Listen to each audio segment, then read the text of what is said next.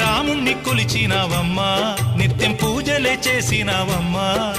గూడు చెదిరిపాయ గుండెల విసిపాయ గూడు చెదిరిపాయ గుండెల విసిపాయ కొలిచిన రామయ్య కొండ దిగిరాడాయే వందనాలమ్మా